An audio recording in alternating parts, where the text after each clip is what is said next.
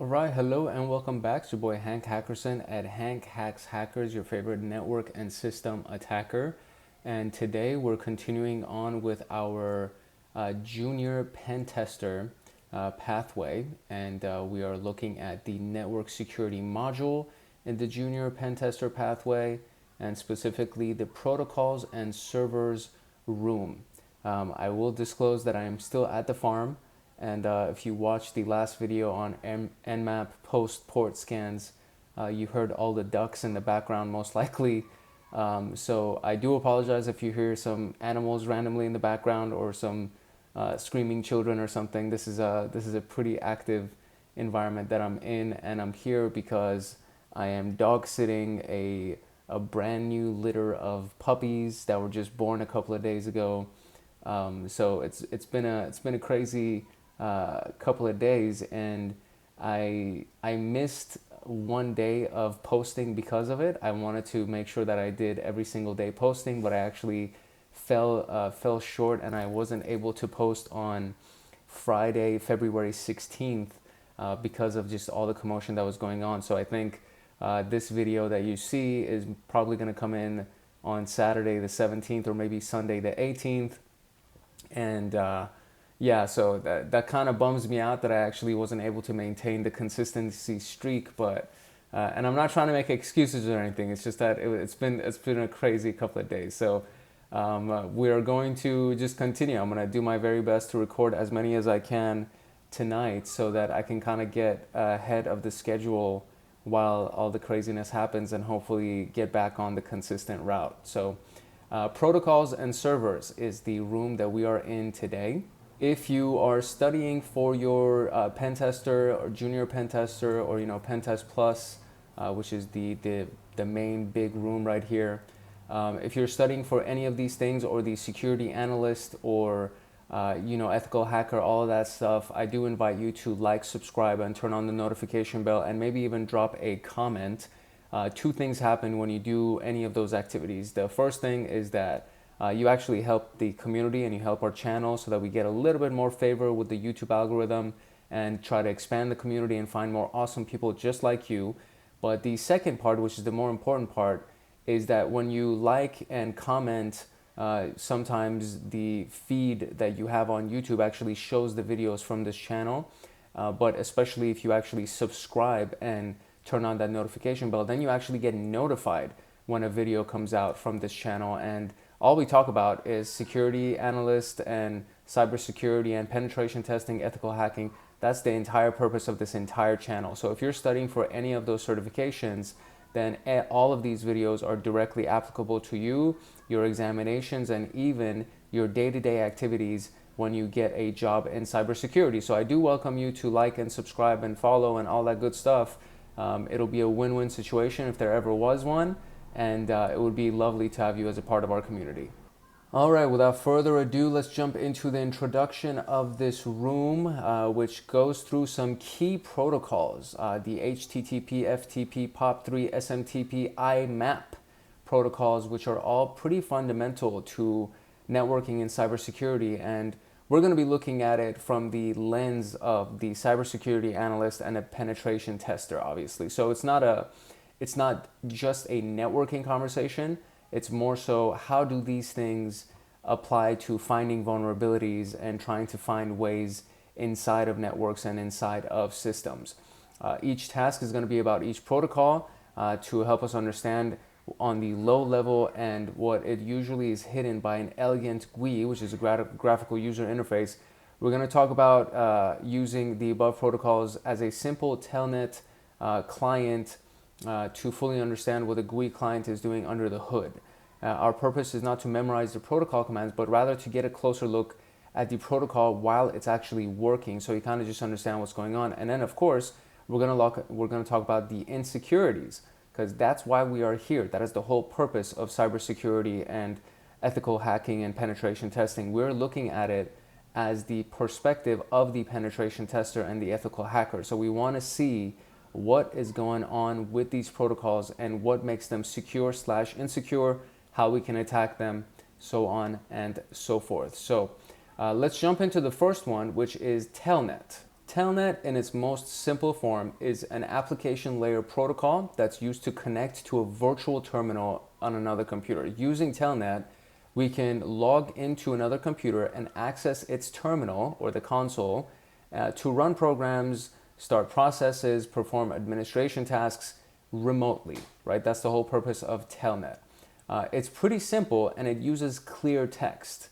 And usually when you connect, you'll be asked for a username and password, and you can ask that terminal, access that terminal. Unfortunately, because of the fact that it's all not encrypted, it's very, very easy to target for attackers. And I don't know what organizations still use Telnet because of the fact that it's so insecure, but some do. And I mean, it's such an easy way in for an attacker.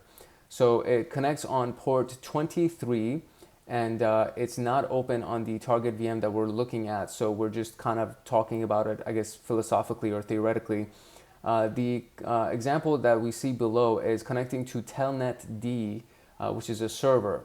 And so it looks like this. You ask for the login name, which is the username, and then Frank is the username, and then the password is this. And then it's usually passwords aren't shown on the screen. You just kind of type in and hopefully you typed it correctly. But then when you get access to it. Or when you do it correctly, you get access to the system. And once the system checks the login credentials, you're greeted with a welcome message, and then your command prompt changes immediately after. And the $sign indicates that it's not a root terminal. So Telnet on this IP address, and then trying, connected, escape character, yada yada, Ubuntu, bento login is going to be Frank, password is going to be yada yada, and then welcome, you are now here. And then when we go to the bottom, we see that it is now changed from the original thing that we had at the very, very top, which is pentester or TryHackMe. It's now changed to this new command line, and you have mail is what it already meets him with, right? So the $sign implies that he's not an administrator or root. And then if we do Wireshark and look at the TCP stream of the connection that he just made right now, the password is not encrypted. And this is really crazy when you think about it, because Wireshark, it shows you everything that goes on inside a connection. And more often than not, the password is like just a bunch of letters and numbers. It's the hash of the password, right? So it's a completely different view. But when you look at this, it's literally the password that was just typed in. No encryption, no hiding of the password, no hashes, right there. And if somebody's watching this, they can find the password. It's pretty easy to find the password for somebody if they're using Telnet. So it's no longer considered a secure option, obviously, especially considering that anyone capturing the network traffic can see the username and the password, which would grant them access to the system. And the secure alternative is, of course, port 22 instead of 23, which is secure shell, because that does encrypt everything. So the bento login is, Frank, and you see it's been color coded, so red, blue, red, blue, red, blue, and then you just remove one of those colors. So you remove all the blues, and then you see the username, and then you remove all the reds, you see the username. Either way.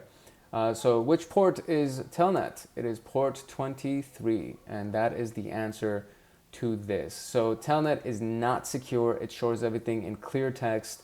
It's been used in a lot of cases to connect to remote machines to be able to access the terminal, to run services, so on and so forth, but it's not secure. So if your client is using Telnet, you need to try to convince them not to.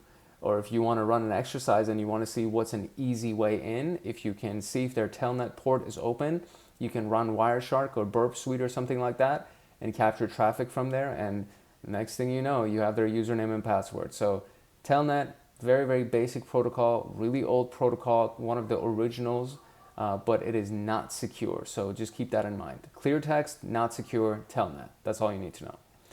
HTTP is the protocol used for web pages, and you're probably more familiar with HTTPS, which is at the very top of every single browser when you go into a website. So for example, right here, right at the top of this browser, you can see that I'm on HTTPS tryhackme.com, right? So HTTP is the web browser or web pages protocol, and we can connect to it. Typically, it's on port 80, which is HTTP, and then port 443 would be the port for HTTPS. And if you run an Nmap scan against somebody's network and they have port 80 open, but they don't have port 443 open, that means they're not running HTTPS, which could be using SSL or TLS or something like that to secure their connection. They're literally running a raw hypertext transfer protocol connection, which makes them vulnerable, right? So we can get access to HTML pages, images, and a lot of other things, including submitting forms and uploading various files. Anytime that you go through the World Wide Web, you are using HTTP. This basic image right here just shows somebody trying to access index.html, which is the web server in this case, and the client requests an image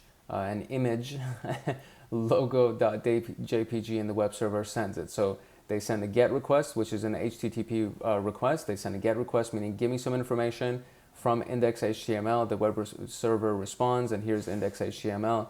And then they send another GET request saying, I want from the images, I want logo.jpg, and then the server sends the JPEG file over. It sends and receives data as clear text because it's not encrypted. Again, so this is insecure. Therefore, you can use something as simple as Telnet or Netcat even to communicate with a web server and act as a web browser. The difference is that you need to input the HTTP related commands instead of the web browser doing that for you, meaning you need to send a GET request or a POST request or a PUT request, something like that. In the example that we're going to see right now, we'll see how we can request a web page from a web server. Moreover, we will discover the web server version, and to do this, we're going to use Telnet. We choose Telnet because it's simple and really straightforward, and it uses clear text for communication. Instead of a web browser, we use Telnet to request a file from the server, and it's like this. So we connect to port 80, so Telnet, the IP address, port 80, very simple. And then if you don't do this, by the way, it automatically says that you want to connect on port 23 because that's the default port for Telnet. And then it will just try to connect to this IP address using port 23. So you imply, or not imply, you declare that you want to use port 80, and then so it goes towards the HTTP protocol. And then we're going to type get this information to retrieve the index.html, or get this specific / just to say the root. Index.html is typically the home page. So a lot of places don't have the, google.com / index, because index is just implied to be the home page. So if you just do a simple /, it also implies that you're trying to get the home page or the default page in this example. So finally, you need to provide some value for that, like host equals telnet or host : telnet, and then enter twice. In the console output, we get this. So telnet on port 80, trying to connect, yada, yada, yada, yada. And then we're going to send this thing right here, get index.html from here, host telnet, and then enter twice. You see how there's a blank here. And then it'll give us a 200 response, meaning that was a good request. And it's going to give us the response that we want, including just some basic information about the page that we just requested, include the header, the body, so on and so forth. And in this case, the header just says, hey, welcome to the web server. The meta information is this, and then the body itself just says coming soon. So it's not even up, right? The site is under construction or whatever. So in this situation, we can see that we only need a couple of commands to get the page they want, or we want, in that basically is this and this. Those are the two commands that we used. And we need an HTTP server, a web server, and an HTTP client, which will be the web browser, to use the protocol. The web server will serve, so that's kind of the name, right? It serves a specific set of files to the requesting web browser, which also is the client. So you have the server and the client. That's kind of how the interaction of portals and HTTP and web transactions really happen. You have the server, which is google.com, and then you have the client, which is you on your Google Chrome or Mozilla Firefox, right? So the server will serve a specific set of files to the requesting web browser, which is the client. The popular choices for servers are Apache, IIS, and Nginx, but there are a lot more than that. That's just the popular ones, the top 3, I would say.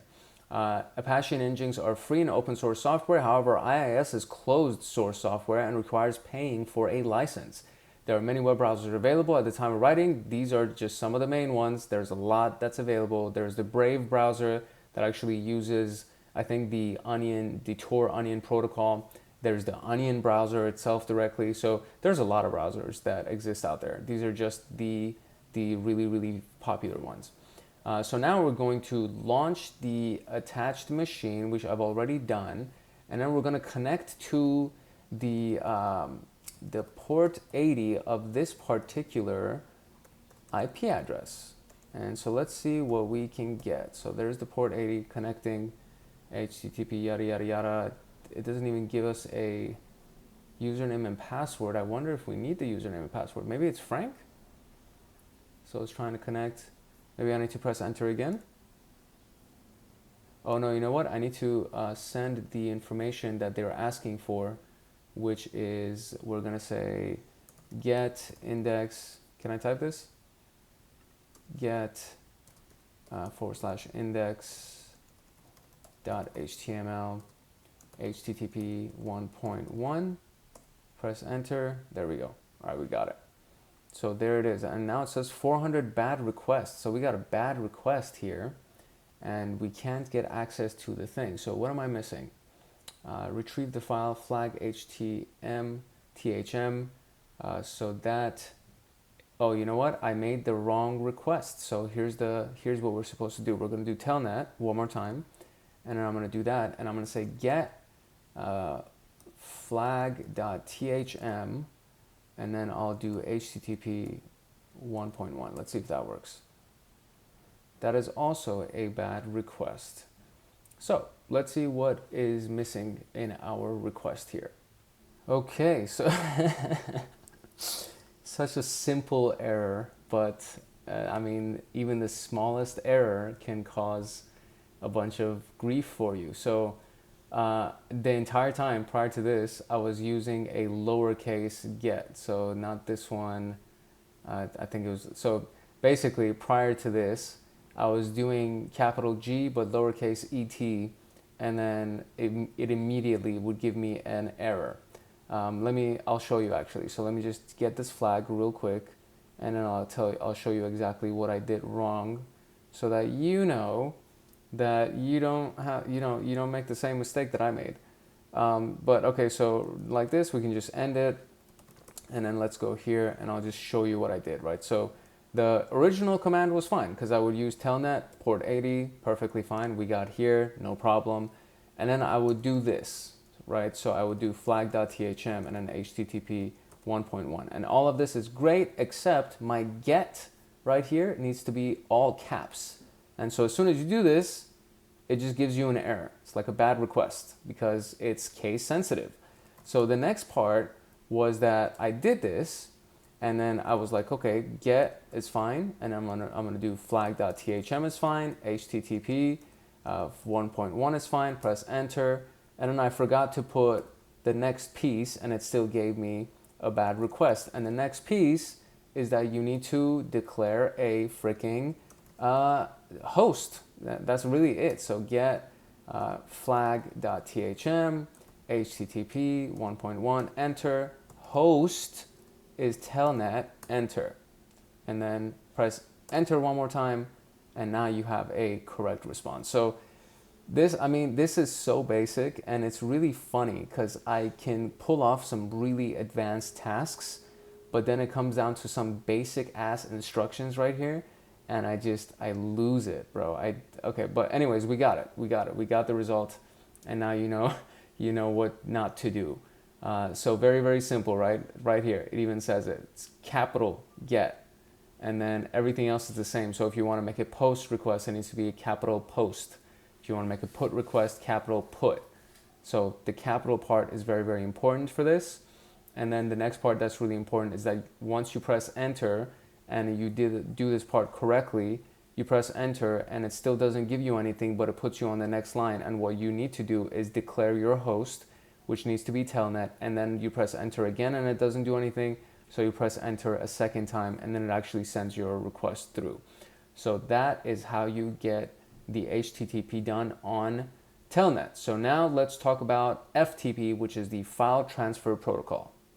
the file transfer protocol was developed to transfer files between different computers with different systems. So that's kind of the part that makes it super awesome. This is on port 21. Do they say it? Yeah, they do say it. And we are going to be using Telnet as the previous task. So in this case, we connect to it using Telnet. It's going to be on port 21. The user is going to be Frank, and we're going to provide it by saying user Frank. Then we're going to provide the password by saying pass equals this. And then because we supplied the correct username and password, we got logged in.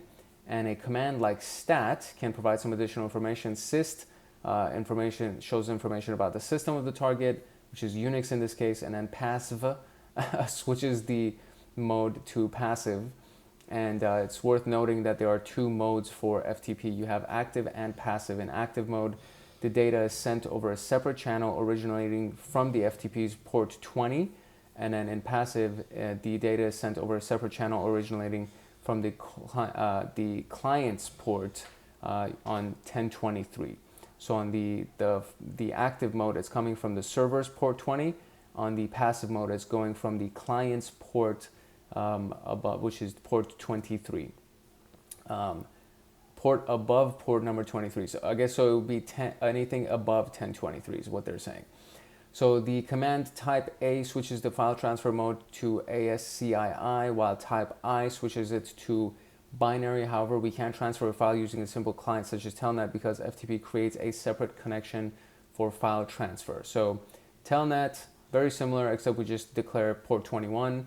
And now, in this case, it's probably going to ask us, it'll take us to this point, and then right after this point, we need to declare the user, and then it's going to ask for the password, and we need to declare the password. Login is going to be successful, and then we can run commands like syst to get the system type, to enter into passive mode, type A, switching to ASCII mode, and then getting some stats about the server as such, and then we can quit, and then connection will be closed. So the image below shows us what this is going to look like, and it's a much simpler process with FTP, at least because they're not requesting any kind of image or anything like that.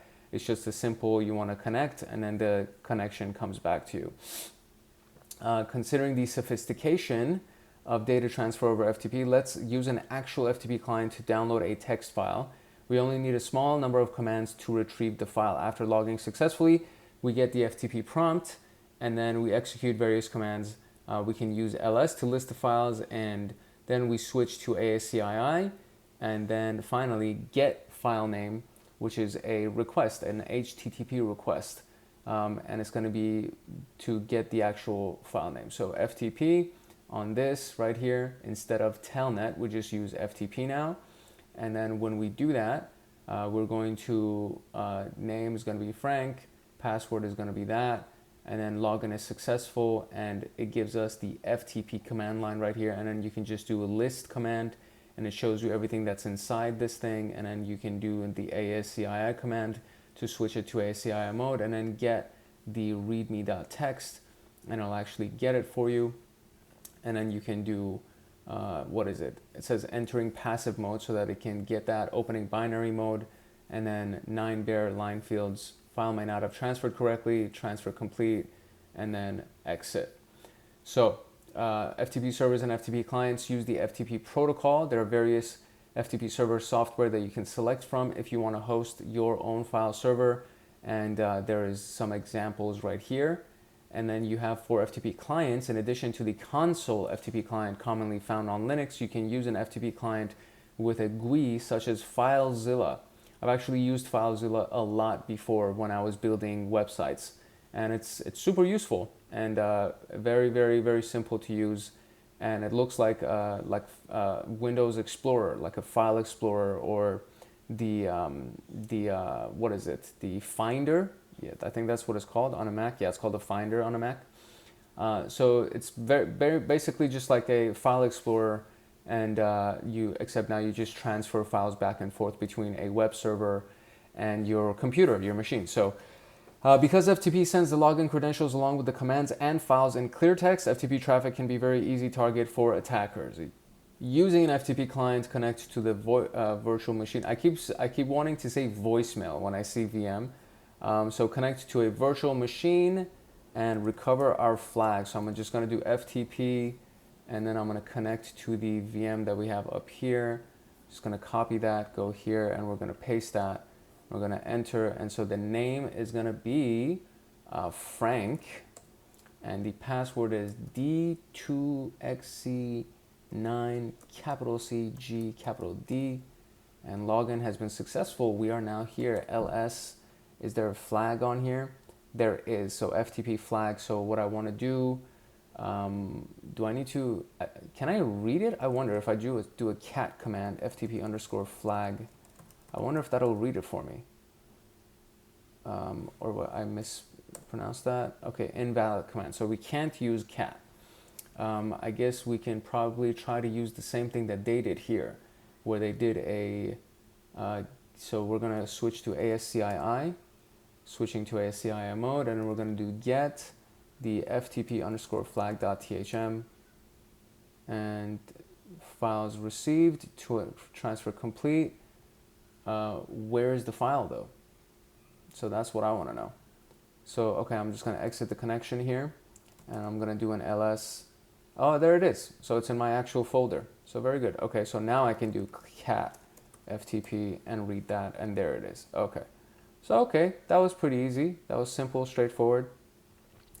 And we copy that, go here, paste that, and we got our flag. So just to give you an overview of what we just did, so you know what just happened, FTP into the IP address at the top right here, and then it says, okay, what's the name? This was the first prompt that it gave us, and I put Frank. It says, what's the password? I entered the password, login complete, everything's all good.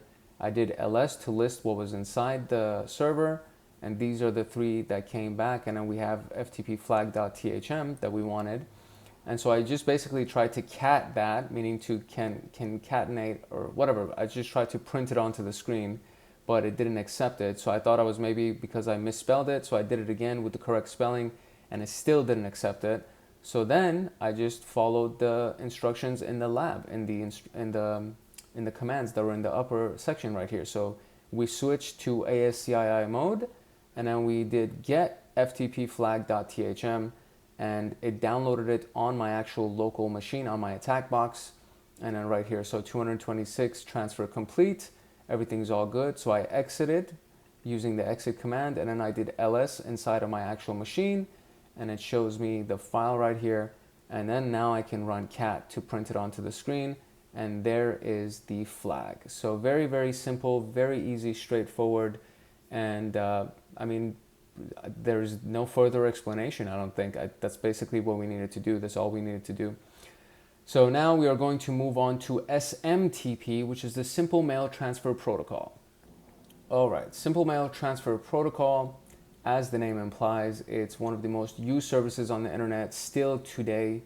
It's used a lot, and it's to set up, exchange mail servers or any kind of mail server. And some of the email delivery over the internet requires SMTP.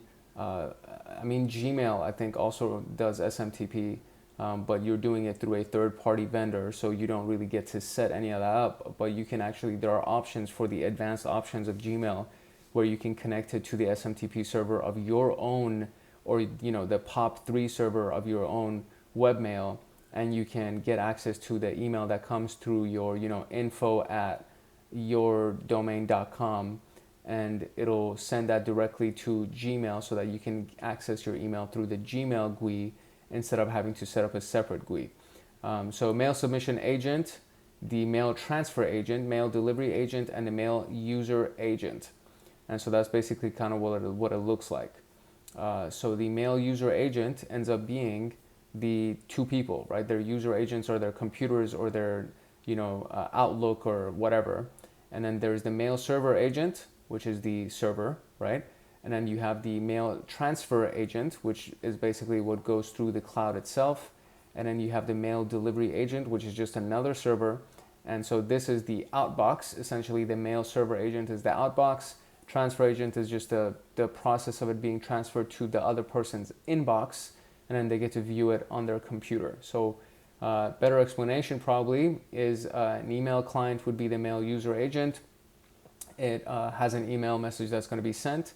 It connects to a mail submission agent. I keep calling it a mail server agent, but it's a mail submission agent to send its message.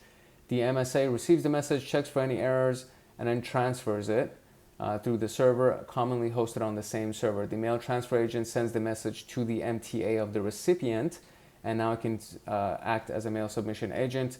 The typical setup would have an MTA server also functioning as the delivery agent, and then recipient collects their mail from their mail delivery agent to their mail user agent. You, the mail user agent, you want to send the postal mail. The post office employee, which, oh, I see. So this is, I guess, a version of trying to explain it using mail instead of email. They talk about direct mail. So you want to send postal mail, and that you're the user agent. The post office employee, which is the submission agent, checks the mail for any issues before sending it to the transfer agent, which is the actual post office. And the post office checks the mail destination, sends it to the other post office on the receiving side, and then the post office itself delivers the mail to the recipient's inbox, which is the delivery, their mailbox, excuse me. And then the recipient regularly checks their mailbox for new mail, so they got the new mail and then they take it. So that's the example in a direct mail context. So in the same way, we need to follow a protocol to communicate with an HTTP server, and we need to rely on email protocols to talk with an MTA and an MDA. The protocols are Simple Mail Transfer Protocol, the Post Office Protocol, or Internet Message Access Protocol, and then we explain SMTP in this task and elaborate on POP3 and IMAP in the following two tasks. Simple Mail Transfer Protocol is used to communicate with the MTA server because SMTP uses clear text where all commands are sent without encryption. We can use a basic Telnet client to connect to the SMTP server and act as an email client sending a message. So the SMTP server listens on port 25 by default, and the basic communication we can see right here. So once connected, we issue the hello host name. So Telnet on that port 25, and then where is it? Hello Telnet is the first thing that we would issue, and then the mail from recipient to data, etc., etc. So after hello, we issue the mail from and the recipient to, indicate the sender and the recipient. When we send our email message, we issue the command data and type our message. We issue this, so, or enter.enter to put it in simpler terms, and the SMTP server now queues the message. So let's try to find that in this transaction right here. So data, and then end data with this, right? So the subject is this, hello Frank, I'm just writing to say hi, and then we end it with this, and then queued as that. So we don't need to actually do this part right here. We don't need to put these things. It's just that we have the dot to, enter to make sure that it queues the message and sends it out. Generally speaking, we don't need to memorize these commands. The console output above aims to help better explain what a typical would look like. So using the attack box terminal, connect to the port of the target. What is the flag that you can get? So I guess in this case, all we're trying to do is just connect to the port on the target. So let's go ahead and connect Telnet 10.10.57.159 on port 25, and everything's all good. Oh, that's all it said. So there's the flag. Very, very basic. We don't need to do anything here except just copy this flag, and there you go. That's the flag. So easy does it. Very, very simple. So in this case, we just used Telnet on the IP address and then on port 25 and pressed enter, and then it connected and it gave us the flag. But this is kind of the general instructions of what you want to do right after. So we could, I guess I could do this too. I could just do hello Telnet, and then it would say bento local domain. Didn't really much. Mail from, I'm going to say, I don't know, hank@hank.com, I guess. And then everything's all good. And then recipient to hank@hank.com. And relay access denied. Okay, so that's because these are fake email addresses and they don't exist. All right, fine, fair enough. Never mind. Moving on. All right, POP3, also known as Post Office Protocol version 3. It's a protocol used to download email messages from a mail delivery agent. As shown in the image below, the mail client connects to the POP3 server, authenticates, and downloads the new email message before optionally deleting them. So SMTP, in this case, port 25, the mail user agent goes through SMTP to the mail I forgot already what MSA stands for, but we'll just call it the mail server agent. And then we have the mail transfer agent, which is SMTP as well. And then it lands the mail delivery agent. And then POP3 or IMAP ends up delivering it to this person. And this is how they go ahead and view the email. So it's essentially the protocol used to download the email messages from the mail delivery agent. So it has nothing to do with the sending of them, although actually, yeah, no, I think it has nothing to do with it. That's why as I mentioned kind of earlier in the video, when I connected, or I had somebody connect it for me, because this is before I knew what the hell was going on. I had somebody connect my one of my emails that was connected to one of my domain names, the webmail server of one of my domain names. They connected it to my Gmail account so I could view it through Gmail. So, and we were using the POP3 port, which is port 110. It's the default port. And we connected that through the options of Gmail, which is kudos to Google, because it's super user friendly. You can just go click on settings and go to the advanced settings and just select the default port for it, and then put the email address that's supposed to be coming in from. And just like that, you get all of your emails come into Gmail, the Gmail GUI, instead of having to set up a separate GUI to be able to use it. And then you can, at that point, use all of the features in the Gmail GUI, like, you know, spam messages or deleting things or any of these things that comes inherent to Gmail. It can now be done on your webmail because you're using Gmail as your mail user agent, as your mail delivery and mail user agent. So very, very cool to be able to do this. But in the perspective of hacking and attacking, authentication is required to be able to connect to this thing. Username, same thing. Password, same thing. And then we use the command stat to get the reply back to see what's going on. And based on RFC 1939, a positive response to stat has the format OK, and the number, and then the where NN is the number of email messages in the inbox, and is the size of the inbox in octets, in bytes. The command list provides a list of the new messages on the server, and RETR retrieves the message in the list. So RETR1 retrieves the first message in the list, and we don't need to concern ourselves with memorizing these. However, it's important to strengthen the understanding of the protocol, because again, you need to understand these basics if you're going to be attacking these systems, if you're going to be attacking these protocols. And believe it or not, being able to get somebody's webmail, being able to get the executive's webmail of a big company by going through the command line and connecting to it and so on and so forth is very, very useful in the context of ethical hacking and attacking. So always good to know these things. So Telnet, the IP address on port 110, which is the POP3 default port, it connects, and then it says, okay, what's the username, and then what's the password, and then, all right, one message is 179 octets, stat is the same thing, 179, list, it lists the messages for you, and then 179 again, and retrieve one. And so it does, all right, here from this mail server to Frank, sending email with Telnet, hello Frank, I'm just writing to say hi. And then quit gets you out of that. So this is how you go ahead and retrieve the messages that are sent in clear text. Using Telnet was enough to authenticate, and the username and password are sent in clear text. Any third party can watch the network and figure out what you're doing. So in general, your mail client will connect to POP3, authenticate and download the messages, but the POP3 protocol will be hidden behind a sleek interface. Similar commands will be issued as shown in the Telnet session above, and most likely it's also going to be encrypted as well if you use a different mail agent instead of just the POP3 command line protocol, basically. So based on the default settings, the mail client deletes the email message after it downloads it. The default behavior can be changed from the mail client settings if you wish to download the email again from another mail client. Accessing the same mail account via multiple clients using POP3 is usually not a very convenient way, as one would lose track of read and unread messages. To keep all mailboxes synchronized, we need to consider other protocols such as IMAP.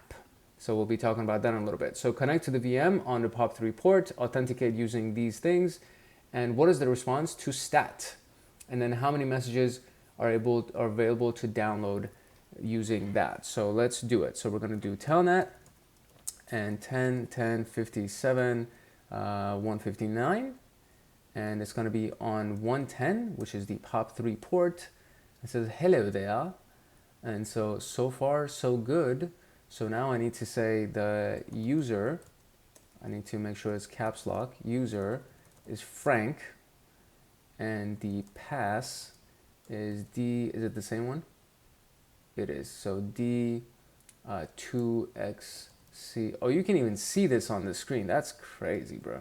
CGD, that's the password. Okay, so we're logged in now, and so what do I need to do? I need to get stat real quick. So there's stat, and so it says plus, what the hell, plus OK 00. That's what that says. And how many mail messages are available? So I'm going to do list, and it says POP3 clients. POP3 clients that break here, they violate ST something something something. Okay, so what do you want me to do? How many messages are available? I mean 0, because it said 0. So it would be 0. The answer is 0. And that's it. Basically, just like that, we were able to log in to the POP3 server, and we were able to do a basic stat check to see what's available and what's not available. And just like that, we found out that there's nothing here. There's nothing for us to find or do, manipulate. So now instead of turning off my terminal, I could just do quit, and it gets rid of everything, and I can do clear, and it's now clear, and we have a fresh terminal, and we can move into Internet Message Access Protocol, which is IMAP. IMAP, the Internet Message Access Protocol, is more sophisticated than POP3. It's bougie. It makes it possible to keep your email synchronized across multiple devices and mail clients. In other words, if you mark an email message as read when checking your email on your smartphone, the change will be saved on the IMAP server, the mail delivery agent, and replicated on your laptop when you synchronize your inbox. So this is most likely what we use these days instead of the POP3 server or the POP3 protocol. Let's take a look at some sample commands. So we use Telnet on port 143. You know I love you. If you know, you know. 143 is, anyways, 143 is like a text thing for I love you. All right, moving on. What am I doing? On the default port, and we authenticate using login, username, and password. IMAP requires each command to be preceded by a random string to be able to track.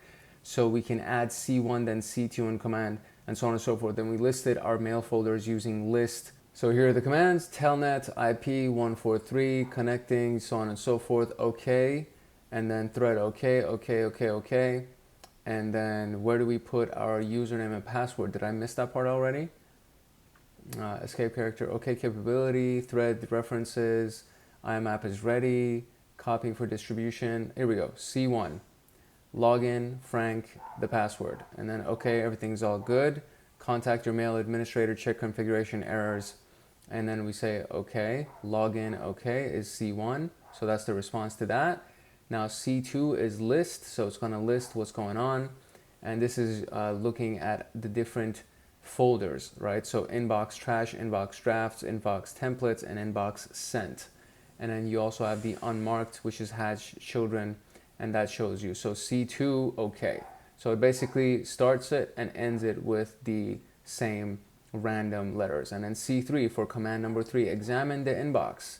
And so we have the flags that are draft, answered, flag, deleted, seen, or recent. And so it shows us no permanent flags, 0 exists, 0 recent, okay on UID validity, okay on my rights, and then C3, okay, completed, and then C4, log out, and then goodbye, and C4, log out, completed. So basic, nothing complicated. So now what we want to do is we want to, all of this is to just kind of get the point across that a lot of this is happening in clear text, and this is not the ideal version of communication for any of these things. And we don't need to run any exercises for this. We just need to answer the question, which is what is the default port, which is 143. You know I love you, IMAP. Here we go. So that's basically it. That's literally it for this entire room. And hopefully there wasn't too many animal noises in the background as I was going through this. So let's dive into the summary real quick, and then we are going to wrap the room. As a summary, we covered a lot of various protocols, their usage, what they do, and why they're of interest to attackers. The SMB, Service Message Block, provides shared access to files and printers between networks, and it can be an exciting target. However, this room intends only on giving you good knowledge of a few common protocols. And by the way, we use the SMB protocol a lot in pen testing, and this might not be a bad thing to take a screenshot of, where it just gives you the protocol, the port number, whatever applications can be used for it, and the data security, which in this case, they are all clear text, which means these are vulnerable as F. And if you are using this as a security analyst, you need to be aware of this. If you're using this as a pen tester, you need to be aware of this, because, you know, on both ends, this is important to know. So that's it for this room. We are now done. And we're going to move on to the next one, which is Protocols and Servers 2, which from just the basic description, we're going to be talking about via SSH and SSL TLS, which is HTTPS, port 443, and all that good stuff. So we are wrapped with this room. If you learned anything from this room, or if you're studying for your junior pen tester pathway, or if you're studying for your Pentest Plus pathway, or security analyst, ethical hacker, any of those things, I do invite you to like, subscribe, turn on that notification bell, and even drop a comment. All of those things help the channel to gain more favor with the YouTube algorithm. But more importantly, if you like and you subscribe and you turn on the notification, you actually get notified the next time a video comes out, especially if you're studying for Pentest Plus or, you know, ethical hacker, any of these things. That's the main path that I am on right now. And I go back and forth between Pentest and SOC Level 1. And SOC Level 1 is close to the end. Pentest Plus is almost pretty much finished, but there were some things that I was missing that I had not done with Junior Pentester. And so I came to do Junior Pentester first before I went and finished the very last item in Pentest Plus right here, which is credential harvesting. So that is about it. And I do invite you to join the community, because I think it's a win-win situation. We would love to have you as a part of our community, but more importantly, you get a lot of good information as being a part of this community. This is your boy Hank Hackerson at Hank Hacks Hackers, your favorite network and system attacker. If no one else loves you, Hank loves you. Love, peace, and chicken grease, and I will see you in the next video. Later.